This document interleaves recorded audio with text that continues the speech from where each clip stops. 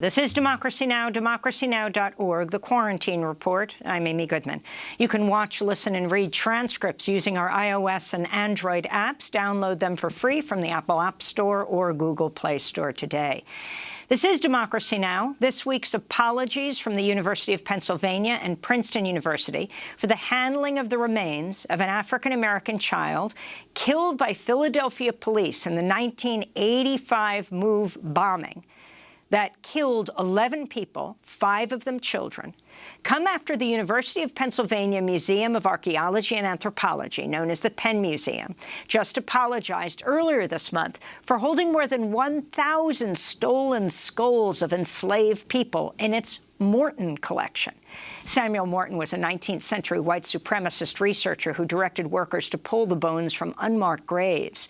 In January, the president of Harvard University issued a letter acknowledging that the 22,000 human remains in its collections included 15 from the people of African descent who may have been enslaved, and pledged to review its policies of ethical stewardship.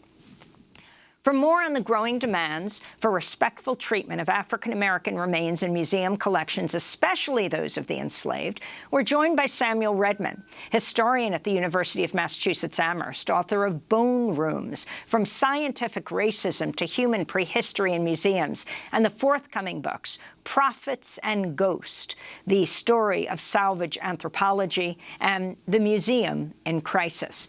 Professor Redman, thanks for joining us. Start off by responding to the use of these children's bones that the police killed in 1985, that apparently the Philadelphia medical examiner gave to this professor, this Princeton University professor and University of Pennsylvania professor, Alan Mann, that continue 36 years later to be shown in classes. It's not clear if it's one child, a 14-year-old named Tree Africa, or two, Tree Africa and Delisha Africa.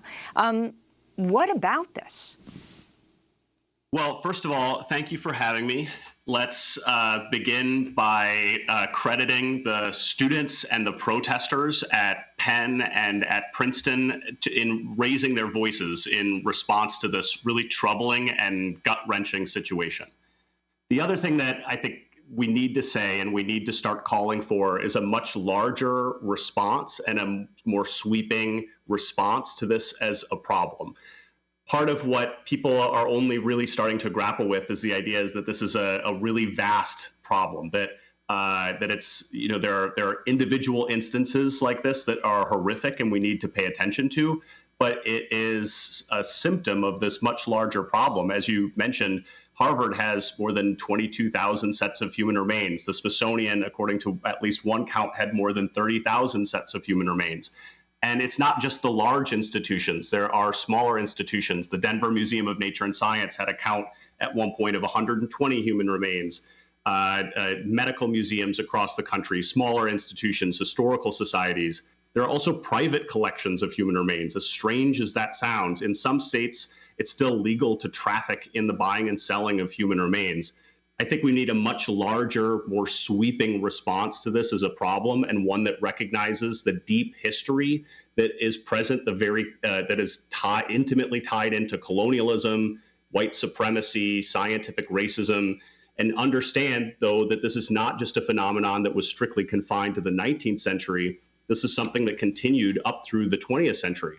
And once these repositories were established, these massive bone rooms, people started finding other ways to get remains into those collections, including through police investigations, accidental discoveries, and a whole host of other ways. So yes, it is important that there were these high-profile 19th century archaeologists who were collecting human remains and human skulls especially, but it established this tradition that we haven't fully grappled with or understood on its vastness.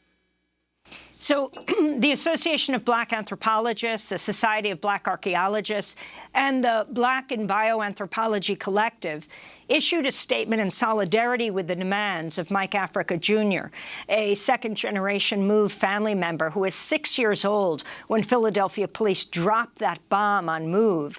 And they said, quote, "We are painfully aware of the barbaric history of anthropology, especially when it comes to populations of peoples of African descent. We know that our discipline has been mobilized to rationalize eugenics and white supremacy and to justify slavery and colonialism. We also know that ethnographic museums have supported the academic rationale for the institutionalization of racism in anthropology textbooks, courses, and curricula." They added, quote, "Black anthropologists should not be alone in expressing this outrage and bearing this heavy ethical burden. All anthropologists should be enraged. All anthropologists need to condemn this barbaric and savage act by its own practitioners, and white anthropologists in particular should not only hold themselves accountable to the ways that they continue to uphold normalized forms of anti-Blackness and harm through their research and theorizing, but should also actively work to undo the centuries of violence and trauma done to non-white communities." Professor Redman, your response to this statement?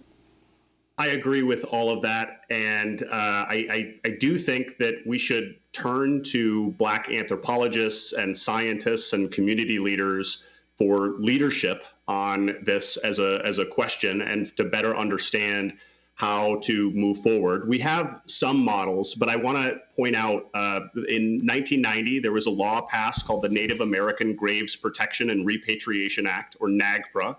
And that created something of a legal structure for tribal nations to request the return and, in many cases, reburial of ancestors. But it is a highly imperfect solution.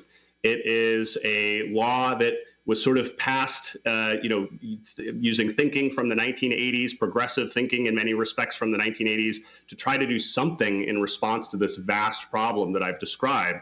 So the law is limited by the fact that it references very specific types of material in museums, that a lot of the onus is on tribal communities to fund or partly fund and take the mantle of this investigation and the legal, huge amounts of legal and bureaucratic paperwork.